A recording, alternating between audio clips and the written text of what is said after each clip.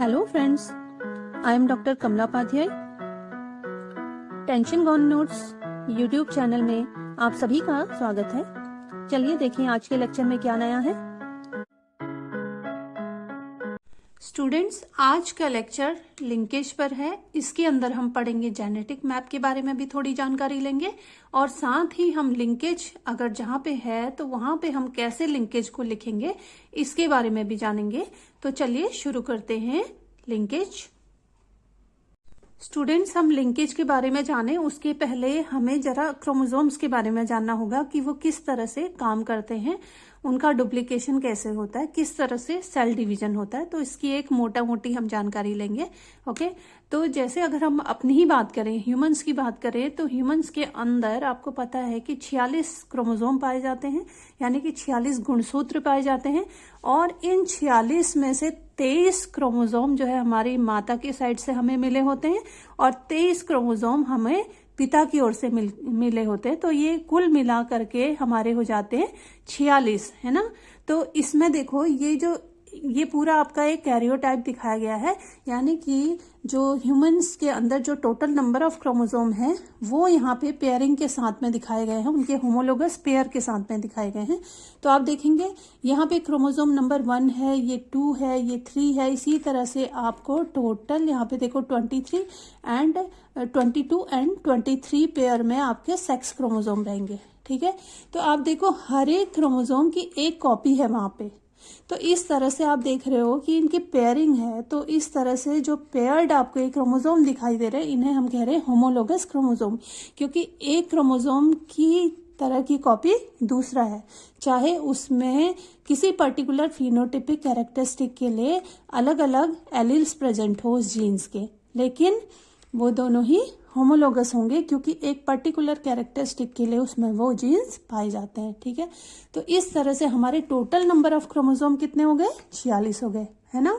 तो अगर हम इसको आधे नंबर में बांट दें, इसका भी आधा करें तो कितना हो जाएगा? 23 हो जाएगा, है ना। तो हमारी जो सेल डिवीजन है ना बच्चों, आपको पता है कि सेल डिवीजन 2 तरह से होती है, अर्धसूत्री कोशिका विभाजन और दूसरा है हमारा समसूत्री कोशिका विभाजन। समसूत्री जिसको इंग्लिश में हम माइटोटिक डिवीजन कहते हैं और अर्धसूत्री को हम कहते हैं मियोटिक डिवीजन। ओके, तो देखो जो हम लिंकेज जो हमें पढ़ना है ना, उसको हमें सेल डिवीजन को जानते हुए समझते हुए हमें उसको समझना होगा, तभी हमें वो अच्छे से समझ में आएगा। ओके, तो इतना आपको समझ में आ गया कि हमारे अंदर टोटल नंबर ऑफ क्रोमोसोम होते हैं 46, जिसमें से कि 23 हमें माता की ओर से मिले होते हैं और 23 हमको पिता की ओर से मिले होते हैं। तो टोटल नंबर हो जाता है इनका 46। तो स्टूडेंट, हमारी जितनी भी सोमैटिक सेल्स हैं यानी कि बॉडी सेल्स हैं, हमारे जननांग वाले सेल्स को छोड़ करके, जिसको कि हम रिप्रोडक्टिव सेल्स कह रहे हैं, उनकी सेल्स को छोड़ करके हमारी बॉडी में जितनी भी सेल्स है ना, वहां हर जगह कितने नंबर ऑफ क्रोमोसोम रहेगा? वो रहेगा total 2n number of chromosome, यानी कि 46 नंबर क्रोमोसोम के रहेंगे हर सेल में, सिर्फ हमारी जननांग वाली कोशिकाओं को छोड़ करके। लेकिन जो हमारी रिप्रोडक्टिव सेल्स हैं, जिसको हम जननांग वाली सेल्स कह रहे हैं, कोशिकाएं कह रहे हैं, वहां पे हमारी जो आगे जाकर के जब गैमेट्स बनते हैं यानी कि बीज बनते हैं, बीज जैसे मेल्स में बनेंगे स्पर्म और फीमेल में बनेंगे ओवा। तो जब फाइनल ये ओवा एंड स्पर्म जब बनते हैं तो उन्हें हम कह रहे हैं गैमेट, या जिसे हम बीज कह रहे हैं, है ना। तो उनमें आधा नंबर रहेगा इन क्रोमोसोम का, यानी कि हर एक सेल में वहां पे n नंबर ऑफ क्रोमोसोम रहेंगे, यानी कि 23 नंबर क्रोमोसोम के रहेंगे हर सेल में। तो इस तरह से वहां पे अर्धसूत्री कोशिका विभाजन होगा, जिसको कि हम कहते हैं मियोटिक सेल डिवीजन। और माइटोटिक सेल डिवीजन, आपकी जितनी भी बॉडी सेल्स हैं सब जगह आपके माइटोटिक सेल डिवीजन होगा, यानी कि समसूत्री विभाजन, कोशिका विभाजन, जहां पे जो भी हमारी डॉटर सेल्स बनेंगी उसमें 46 नंबर क्रोमोसोम के रहेंगे। जबकि जो हमारी मियोटिक सेल डिवीजन है उसमें हमारी 4 सेल डॉटर सेल्स बनेंगी, जो उसका रिजल्टिंग जो रहेगा सेल डिवीजन के बाद वहां पे 4 डॉटर सेल बनेंगी और हर एक में n नंबर ऑफ क्रोमोसोम रहेंगे, यानी कि 23 नंबर रहेंगे क्रोमोसोम्स के। ओके, तो इस तरह से वहां पे एक तरह से बीज बनेंगे, गैमेट्स बनेंगे, जो कि मेल में रहेंगे स्पर्म एंड फीमेल में ओवा। ओके, तो अब आगे जानते हैं कि इसमें लिंकेज कहाँ से आया। तो स्टूडेंट, लिंकेज को समझने के लिए हमें ये जानना होगा कि जो हमारे क्रोमोसोम्स हैं ना बच्चों, हर एक क्रोमोसोम में जीन्स रहेंगे और वो जीन्स जो है किसी पर्टिकुलर फिनोटिपिक कैरेक्टरिस्टिक के लिए उसमें उनकी एक पर्टिकुलर जगह रहेगी उस क्रोमोसोम में। ठीक है, तो जैसे यहाँ पे ये दो होमोलोगस क्रोमोसोम्स दिखाए गए हैं, इसमें आप देखो एक क्रोमोसोम में ए जीन है, उसकी प्लेस ये है, तो दूसरा बी जीन है, कैपिटल बी, उसकी प्लेस ये है। इसी तरह से इसका जो होमोलोगस पेयर है दूसरा, उसमें इसका एलील है स्मॉल ए और बी की जगह, कैपिटल बी की जगह इसमें है स्मॉल बी, यानी कि एक एलील ये है एक पर्टिकुलर फिनोटिपिक कैरेक्टरिस्टिक के लिए। तो क्या होता है, देखो एक जैसे एक माता से आया हुआ है एक क्रोमोसोम, एक पिता से आया हुआ है ना।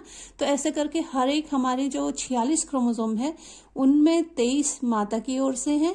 जैसे क्रोमोसोम नंबर 1 एक माता की ओर से मिला है, तो क्रोमोसोम नंबर 1 एक पिता की ओर से मिला है हमें। ठीक है, तो दोनों मिल करके बना लेंगे ना, होमोलोगस पेयर हो गया दोनों का।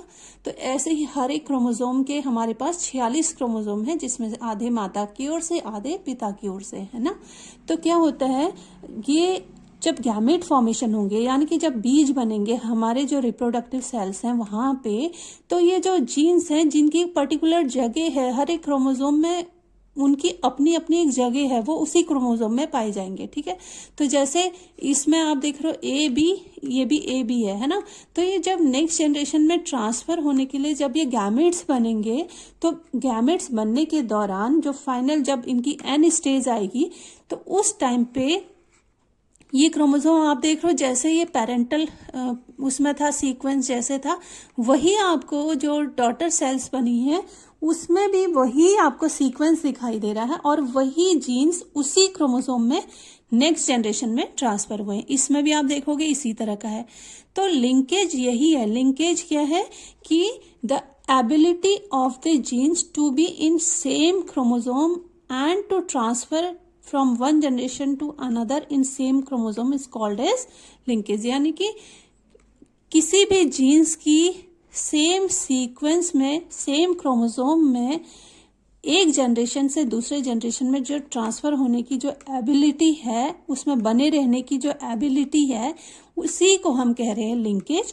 और जो इस तरह के जो जीन्स हैं जो उस पर्टिकुलर क्रोमोसोम में पाए जाएंगे, उन्हें हम कहेंगे लिंक्ड जीन्स। अब यही बात यहाँ पे समझाई गई है। यहाँ पे आपको लिंकेज की परिभाषा दी गई है। Linkage is a term which describe the tendency of certain loci or alleles to be inherited together.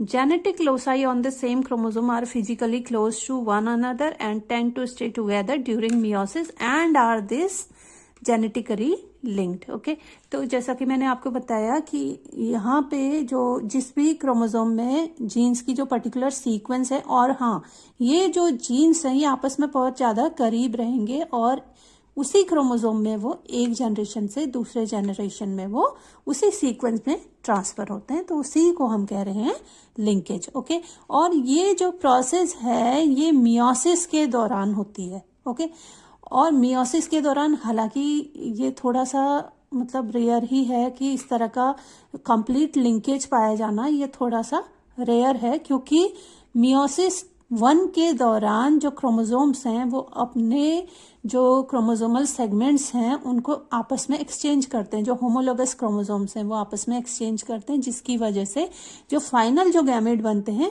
उसमें हमको रिकॉम्बिनेंट इस तरह से क्रोमोसोम हमको मिलते हैं। यानी कि जो पेरेंटल सीक्वेंस है जीन्स का सेम वही नहीं रहता है, आगे जाकर के वो ब्रेक हो जाता है।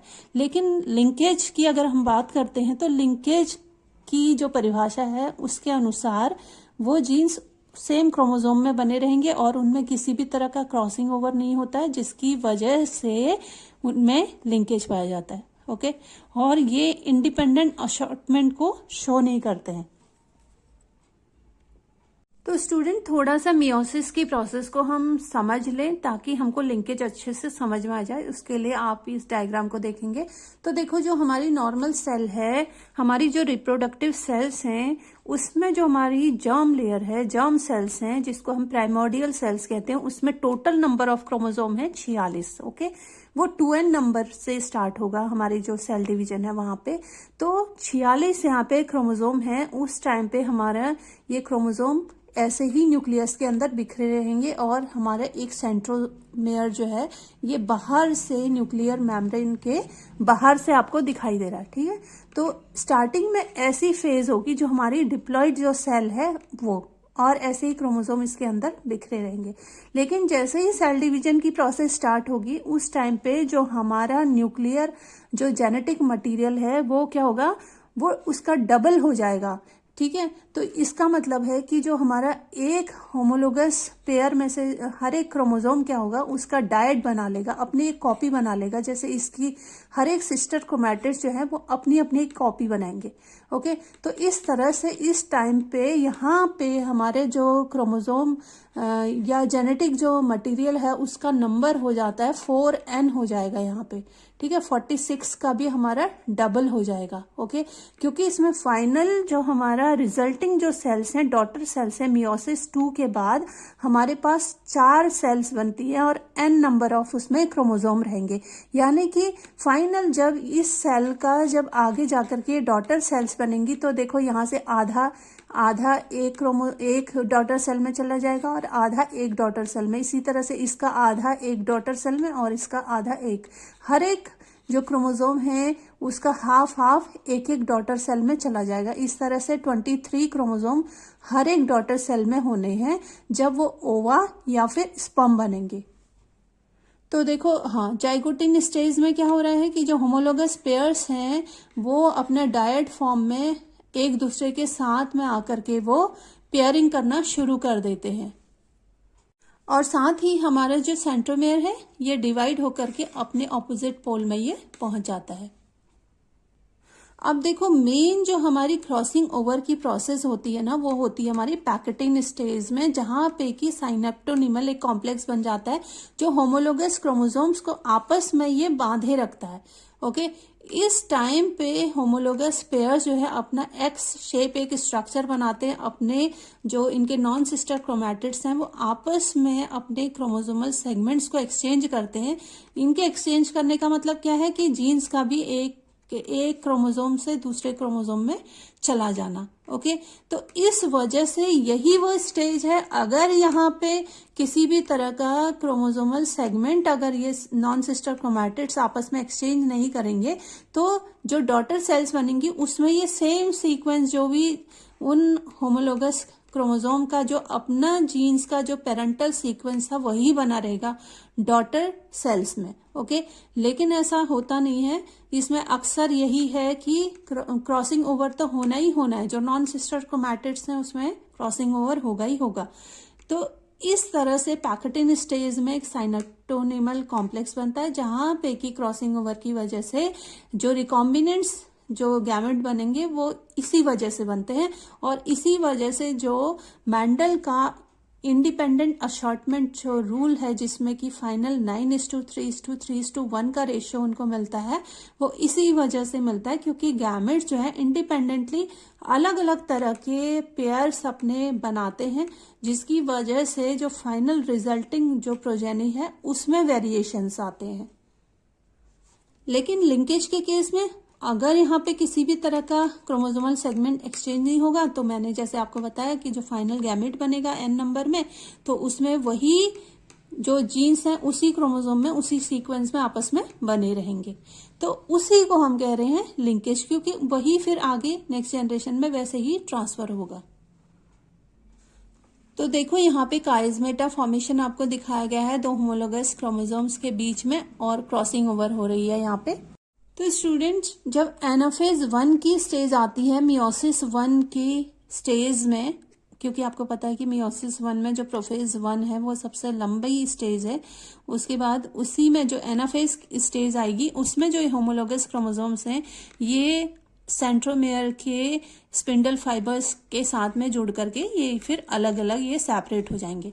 तो देखो अब ये होमोलोगस यहाँ पे चला जाएगा, ये वाला होमोलोगस दूसरी एंड की ओर दूसरी पोल की ओर ये चले जाएंगे, ठीक है। तो इस तरह से इसका फिर एक सेल से 2 सेल में कन्वर्ट हो जाते हैं, जिसे हम कहते हैं साइटोकाइनेसिस, ओके। अब यहाँ पे 2 हैप्लॉइड सेल बन गई हैं, देखो ये आधे क्रोमोसोम इधर चले गए आधे उधर चले गए और एक सेल से ये 2 सेल में ये कन्वर्ट हो जाएंगी,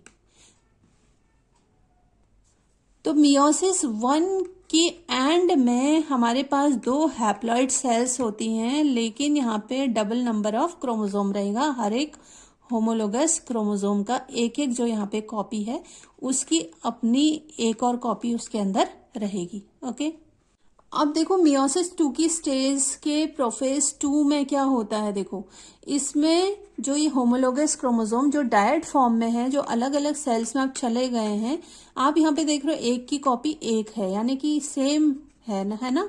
तो इसका जो सेंट्रियोल है ये सेंट्रोमेयर से जाकर के जुड़ेगा, क्योंकि जो ये सेंट्रोमेयर है ये ऑलरेडी ये भी डिवाइड होके ऑपोजिट पोल में चला जाएगा, और यहाँ से फिर जो ये सिस्टर क्रोमैटिड्स हैं ये हाफ हाफ बनना शुरू हो जाएंगे, यानी कि आधा आधा ये टूट जाएंगे, जिसकी वजह से जो फाइनल जो हमारा रिजल्टिंग सेल्स रहेंगी वो 4 डॉटर हैप्लॉइड सेल्स रहेंगी। तो आप देखोगे यहाँ पे ये इक्वेटर में आ गई हैं, और इस तरह से नेक्स्ट स्टेज में फिर ये हाफ हाफ डिवाइड हो जाएंगे। यहाँ पे आप देखेंगे एनाफेज 2 की स्टेज में फिर से हर एक सेल जो है फिर से डिवाइड होना शुरू हो गई है। यहाँ पे ग्रूविंग स्टार्ट हो गई है, और देखो n नंबर में ये कन्वर्ट होना शुरू हो गई है। और देखो टीलोफेज स्टेज में फाइनल फिर हमको n नंबर की 4 डॉटर हैप्लॉइड सेल्स मिल जाती है, यानी कि गैमेट्स मिल जाते हैं। तो ये मियोसिस का फाइनल रिजल्ट है।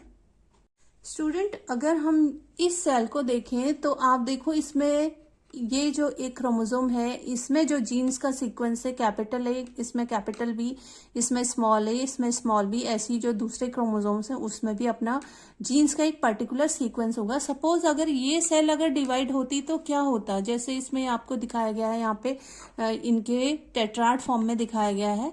तो ये अपना होमोलोगस क्रोमोसोम जब पेयरिंग करेंगे और आपस में जो क्रोमोसोम सेगमेंट्स अगर ये एक्सचेंज करते हैं तो फाइनल जो 4 डॉटर सेल्स जो बनेंगी वो कैसी बनेंगी। इसकी अगर आप पैकेटिन स्टेज देखते हैं तो आप देखेंगे कि यहाँ पे जो होमोलोगस क्रोमोसोम्स हैं इन्होंने पेयरिंग कर ली है, और एक काइजमेटा फॉर्मेशन हो गया इनके नॉन सिस्टर क्रोमैटिड्स के बीच में। तो इसका मतलब क्या है कि ये जब फाइनल जब अपना डिटैच होंगे जब ये होमोलोगस क्रोमोसोम्स, तो ये वाला जो क्रोमोसोम है ये कैपिटल बी वाला सेगमेंट इसका लिए हुए होगा, यानी कि ये स्मॉल बी एक्सचेंज हो जाएगा बी के साथ में, कैपिटल बी के साथ में, यानी कि जीन्स ने अपनी प्लेस चेंज कर ली है। तो आप देखेंगे कि जो क्रॉसिंग ओवर की प्रोसेस है इस वाले सेगमेंट में हो रही है, सिर्फ इसमें नहीं हो रही है। ओके, तो इसमें जो जीन्स का सीक्वेंस है ये सेम बना रहेगा। जब डॉटर सेल्स 4 डॉटर सेल्स में जब ये डिवाइड होंगी तो इन दोनों में तो जो है जीन का सीक्वेंस चेंज हो जाएगा, जिसकी वजह से हमको रिकॉम्बिनेंट आगे मिलेंगे। लेकिन जो नॉन क्रॉसओवर्स हैं इनमें हमको पेरेंटल टाइप ही मिलेगा, यानी कि इसमें स्मॉल ए स्मॉल बी वाला सीक्वेंस ही मिलेगा। तो यही जो है वो लिंकेज की प्रोसेस है। इसको आगे हम डॉटर सेल्स जो 4 बनेंगी उसमें भी देख लेते हैं कैसी बनेंगी वो।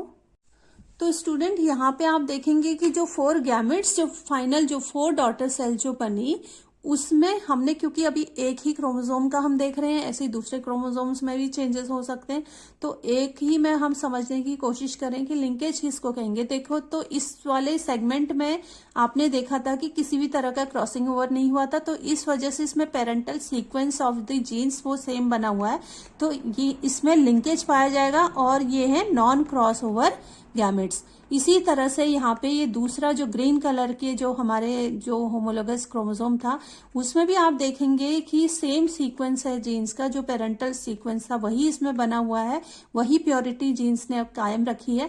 तो ये भी है नॉन क्रॉसओवर गैमेट्स। जबकि ये बाकी की जो 2 डॉटर सेल्स हैं इनमें आपने देखा था कि क्रॉसिंग ओवर हुआ था, और इस वजह से ये क्रॉसओवर गैमेट्स हैं जिनमें कि क्रॉसिंग ओवर हुआ। ओके, तो ये जो 2 हैं इसको आप कहेंगे लिंकेज। ओके, क्योंकि ये लिंकेज में हमने क्या कहा, लिंकेज क्रोमोसोम में जीन्स की वो एबिलिटी है जब वो सेम क्रोमोसोम में सेम पोजीशन में सेम सीक्वेंस में एक जनरेशन से दूसरे जनरेशन में उसी क्रोमोसोम में जब ट्रांसफर होते हैं तो उनकी इस एबिलिटी को हम कहते हैं लिंकेज। और ऐसे जीन्स जो एक जनरेशन से दूसरी जनरेशन में सेम क्रोमोसोम में ट्रांसफर हो रहे हैं उनके जो ग्रुप है उसको हम क्या कहेंगे, उन जीन्स को कहेंगे लिंक्ड जीन्स। ओके, और ऐसे गैमेट्स जब नेक्स्ट जनरेशन में पहुंचते हैं तो जो नेक्स्ट प्रोजेनी होगी वो पेरेंटल टाइप ही रहती है। तो स्टूडेंट, मैंडल के डाई हाइब्रिड क्रॉस के अनुसार जो इंडिपेंडेंट असॉर्टमेंट को शो करता है उसका रिजल्ट रहा 9:3:3:1 का रेशियो होना चाहिए था, जो रिजल्टिंग जो F2 प्रोजेनी थी उसमें। लेकिन जब फ्लावर कलर पर्पल यानी कि बैगनी लिया गया, बैगनी को क्रॉस किया गया रेड से, इसमें डाई हाइब्रिड क्रॉस किया गया देखो, और इसी तरह से पॉलन का जो शेप है वो लॉन्ग लिया गया, उसको क्रॉस किया गया राउंड से। तो इस तरह से दो कैरेक्टरिस्टिक्स को लेकर के जब आपस में दो अलग अलग पेरेंट्स के कॉन्ट्रास्टिंग कैरेक्टरिस्टिक को लेकर के क्रॉस किया गया, तो F1 जनरेशन जो मिली वो तो आपको पता है कि वो रहेगी आपकी डोमिनेटिंग टाइप, यानी कि पर्पल लॉन्ग मिले। लेकिन जब F1 को F1 से क्रॉस किया F2 जनरेशन के लिए, तो F2 जनरेशन में मैंडल के अनुसार 9:3:3:1 का रेशियो न मिल करके उसका नंबर बिल्कुल अलग ही मिला। तो एक्सपेक्टेड क्या था इसका, जो F2 जनरेशन था उसमें पर्पल लॉन्ग मिलने चाहिए थे 1199, इसी तरह से पर्पल राउंड 400, रेड लॉन्ग 400 और रेड राउंड 133 मिलने चाहिए थे। पर जो मिले वो मिला 1528 पर्पल लॉन्ग मिले, जबकि पर्पल राउंड 106 और रेड लॉन्ग 117 और रेड राउंड 381 मिले। तो इससे ये रिजल्ट निकल के आया कि जो जीन्स हैं जब वो बहुत पास पास रहते हैं तो वो लिंक्ड रहते हैं, आपस में एक दूसरे से जुड़े हुए रहते हैं। तो इस कंडीशन में जो पेरेंटल कॉम्बिनेशन है वो ज्यादा दिखाई देगा इन कंपैरिजन टू रिकॉम्बिनेंट्स। जैसे आप यहाँ पे देख रहे हैं, जो पर्पल लॉन्ग है उसकी संख्या बहुत ज्यादा है रिकॉम्बिनेंट्स के कंपैरिजन में। इसी तरह से आप यहाँ रेड राउंड का नंबर भी देखेंगे तो इसका नंबर भी ज्यादा है जो रिकॉम्बिनेंट है उनसे। स्टूडेंट, इसी इशू को एग्जामिन करने के लिए थॉमस हंट मॉर्गन ने दो जीन्स जिसके बारे में उनको ये जानकारी थी कि ये एक्स क्रोमोसोम में प्रेजेंट होते हैं ड्रोसोफिला के, तो ये जो दो जीन्स थे वो थे आई कलर के लिए और म्यूटेशन फॉर आई कलर, उसका जो दूसरा कलर था म्यूटेंट जो जीन था वो था व्हाइट आई, और दूसरा जो विंग शेप के लिए जो म्यूटेंट जीन था वो था मिनिएचर विंग। तो इन्होंने जब देखा कि ये एक्स क्रोमोसोम में ये पाए जाते हैं और एक साथ ही बने रहते हैं, इसके बावजूद उन्होंने जो नेक्स्ट जनरेशन थी उसमें रिकॉम्बिनेशंस देखे, पर उन्होंने नेक्स्ट जनरेशन में ये ऑब्जर्व किया कि कुछ एक्स क्रोमोसोम्स में व्हाइट और मिनिएचर विंग के जो एलील्स थे इनके भी रिकॉम्बिनेंट उन्होंने पाए, जिसे उन्होंने इनकम्प्लीट लिंकेज का नाम दिया, क्योंकि ये लिंकेज की परिभाषा को पूर्ण नहीं करते थे इस वजह से। इससे उन्होंने इस बात को प्रूव किया कि जो होमोलोगस क्रोमोसोम्स हैं वो भी अपने क्रोमोसोमल सेगमेंट्स को एक्सचेंज करते हैं, जिसको कि हम क्रॉसओवर्स कहते हैं, उन क्रोमोसोम सेगमेंट्स को। ओके, जिसकी वजह से आगे जाकर के रिकॉम्बिनेशंस जीन्स के जो रिकॉम्बिनेशंस हैं या रिकॉम्बिनेंट जीन्स हमको प्राप्त होते हैं होमोलोगस क्रोमोसोम्स में ही। सो स्टूडेंट, मॉर्गन ने जब व्हाइट आई कलर और नॉर्मल विंग फीमेल को उन्होंने रेड आई मिनिएचर विंग मेल के साथ में जब उन्होंने क्रॉस किया, तो उन्होंने F1 जनरेशन में उन्होंने वाइल्ड टाइप फीमेल तो देखी, साथ में उन्हें व्हाइट आइड नॉन मिनिएचर मेल्स भी मिले। और जब इनको उन्होंने आपस में क्रॉस किया तो देखो उसका रिजल्ट क्या था। तो उन्होंने पाया कि जो फीमेल प्रोजेनी है वो 1:1 के रेशियो में थी, यानी कि उनमें जो मेल पेरेंट है उसकी तरह के कैरेक्टरिस्टिक भी थे और प्लस जो फीमेल पेरेंट है उसकी तरह के कैरेक्टरिस्टिक भी थे, यानी कि रेड एंड वाइट आईज का उनमें कॉम्बिनेशन रहा। लेकिन जो मेल्स थे उनमें 4 तरह के उनको मेल्स यहाँ पे मिले। पहला तो उनको जो कॉम्बिनेशन मिला वो मिला व्हाइट आई नॉर्मल विंग का, इसकी तरह के जो मेल्स थे उसमें 226 नंबर था इनका। इसी तरह से रेड आई मिनिएचर विंग के जो मेल थे उनका नंबर था 202 और इनका जो परसेंटेज रहा वो था 66.5% और ये पेरेंटल फिनोटाइप रहे। लेकिन जो रिकॉम्बिनेंट थे उनमें उनको रेड आई नॉर्मल विंग मेल भी मिले और प्लस व्हाइट आई मिनिएचर विंग के मेल भी मिले और इनका जो कॉम्बिनेशन का जो परसेंटेज था वो था 33.5। तो स्टूडेंट इससे ये पता चलता है कि जो एक्स क्रोमोसोम में जो आई कलर और विंग शेप के लिए जो जीन्स हैं ये क्रॉसिंग ओवर के दौरान यानी कि मियोसिस 1 के पैकेटिंग स्टेज में इनमें जो क्रोमोसोम सेगमेंट्स हैं ये आपस में ये अपने पार्ट्स को एक्सचेंज करते हैं, जिसकी वजह से ये रिकॉम्बिनेंट मिले और जिसका परसेंटेज हमें मिला 33.5%। और यहाँ पे इसका फॉर्मूला भी दिया गया है कि किस तरह से आप रिकॉम्बिनेशन फ्रीक्वेंसी निकालेंगे। सो जीन्स की रिकॉम्बिनेशन फ्रीक्वेंसी को देख करके जीन्स की आपस में एक दूसरे से दूरी का पता किया जा सकता है कि एक जीन्स दूसरे जीन्स से कितनी दूरी पर है। और साथ ही जीन्स अपने होमोलोगस क्रोमोसोम में किस पोजीशन पर है। तो स्टूडेंट इसी से जो है हमारी जेनेटिक मैपिंग भी जुड़ी हुई है। जितने ज्यादा क्रोमोसोम में जीन्स एक दूसरे से दूर रहेंगे उनमें क्रॉसिंग ओवर की प्रोबेबिलिटी ज्यादा बढ़ जाएगी। तो इससे जो है उनका जेनेटिक डिस्टेंस निकाला जा सकता है, एक जीन्स की दूसरे जीन्स से दूरी कितनी है, इससे एक जेनेटिक मैप तैयार किया जा सकता है।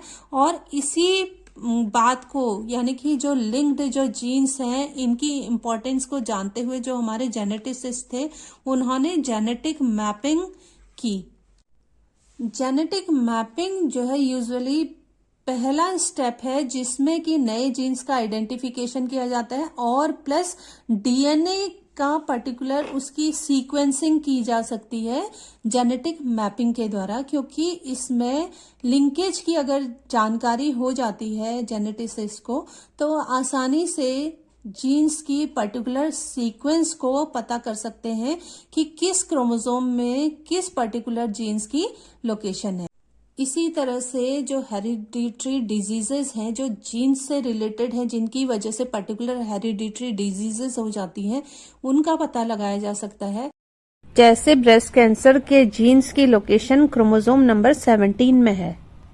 क्रॉसिंग ओवर की हेल्प से दो जीन्स के बीच की दूरी यानी कि डिस्टेंस को पता किया जा सकता है और क्रॉसिंग ओवर वहीं पे होगा जहां पे कि दो नॉन सिस्टर क्रोमैटिड्स के जीन्स जो हैं जो आपस में ज्यादा नजदीक रहेंगे।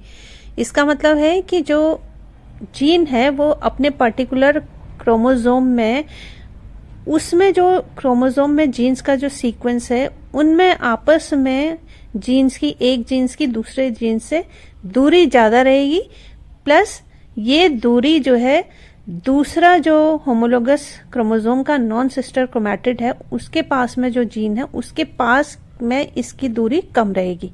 तो ऐसे केस में क्या होगा, क्रॉसिंग ओवर होगा और इससे एक आनुवंशिक मैप एक बनाया जा सकता है जिसकी वजह से जो जीन्स हैं उनकी पर्टिकुलर लोकेशन को बताया जा सकता है, प्लस उस पर्टिकुलर होमोलोगस क्रोमोसोम में जीन्स को मर्ज करने की संभावना को भी बताया जा सकता है। और साथ ही अगर जीन्स की पर्टिकुलर पोजीशन पता चल जाती है तो इससे जो हेरिडिटरी डिजीजेस होती हैं उन जीन्स का भी पता किया जा सकता है। अब यहाँ पे जैसे आप देख रहे हैं P1 पेरेंट है, P1 पेरेंट में आप ये दो यहाँ पे आप जीन्स देख रहे हैं, दो कॉन्ट्रास्टिंग कैरेक्टरिस्टिक को लेकर के जब क्रॉसेस किया गया है तो F1 जनरेशन में जो जीनोटाइप है वो आपको इस तरह का दिखाई दे रहा है। तो देखिए इसमें कैपिटल A के साथ में कैपिटल B जीन्स है, इसी तरह से स्मॉल a के साथ में स्मॉल b जीन्स है। लेकिन जब F1 को इसके रिसेसिव पेरेंट के साथ में टेस्ट क्रॉस किया गया तो गैमेट्स का जो कॉम्बिनेशन था वो AB capital capital A small a capital B small a small b था। तो इसका मतलब क्या हुआ, इससे हम ये अंदाजा लगा सकते हैं कि जो कैपिटल A जो जीन है इसके नजदीक में B है। ओके, तो ये एक तरह से लिंक्ड जीन्स हैं। इसी तरह से ये भी आपको लिंक्ड जीन दिखाई दे रहे हैं, लेकिन यहाँ पे देखिए ए ने बी के साथ में कॉम्बिनेशन करके ए के अलग गैमेट बनाया हुआ, रिकॉम्बिनेंट बनाए हुए हैं। इसका मतलब ये इसके भी ज्यादा करीब है जिसकी वजह से इसके साथ में ये रिकॉम्बिनेंट बना पाया। ओके, तो इस तरह से जो रेशियो रहा वो 1:1:1:1 रहा। तो ये इसमें जो 1:1 का जो रेशियो है ये हमारे न्यू रिकॉम्बिनेंट्स बने। अब चलिए ये भी देख लें कि हम लिंक्ड जीन्स को लिखते हुए कैसे दिखाएंगे। तो इसके लिए जेनेटिसिस्ट ने जो नोटेशन दिया है वो इस तरह से लिखने का, देखो ये एक तो इस तरह से लिख सकते हैं जिसमें ये हॉरिजॉन्टल लाइन जो है ये होमोलोगस क्रोमोसोम्स को दिखाती है। यहाँ पे देखिए वाइल्ड टाइप कैरेक्टरिस्टिक के लिए हम W+ लिखा हुआ है हमने, और उसी का म्यूटेंट एलील है स्मॉल w। इसी तरह से दूसरे होमोलोगस क्रोमोसोम में आपको दिखाई दे रहा है M+ यानी कि वाइल्ड टाइप कैरेक्टरिस्टिक यहाँ पे है, ये जीन यहाँ पे है, इसका म्यूटेंट एलील ये है। ओके, तो एक तो ऐसे लिख सकते हैं। दूसरा हम जो ये लिंक्ड जीन है, दूसरा हम इस तरह से लिख सकते हैं WM+ और एक यहाँ पे स्लैश करेंगे और इस तरह से आप लिख सकते हैं, या फिर W+ और बीच में एक ऐसे आप तिरछी लाइन खींचेंगे, देन +M। प्लस जो है ये वाइल्ड टाइप कैरेक्टरिस्टिक को दिखाएगा, और यहाँ पे आप देखिए वाइल्ड टाइप कैरेक्टरिस्टिक के लिए हमने सीधे W के ऊपर सुपरस्क्रिप्ट प्लस साइन दिया हुआ है। ओके, यहाँ पे आप M के साथ में देखेंगे। तो इस तरह से जो है ये नोटेशन किया जाता है लिंक्ड जीन के लिए। ओके, और प्लस साइन जहां पे भी रहेगा ये वाइल्ड टाइप कैरेक्टरिस्टिक को दिखाएगा, और स्मॉल लेटर में जो लिखा रहेगा वो उसका म्यूटेंट एलील होगा। ओके स्टूडेंट, ये था आज का lecture linkage, genetic map and notation for linkage पर। I hope this lecture will help you in your studies. Thank you.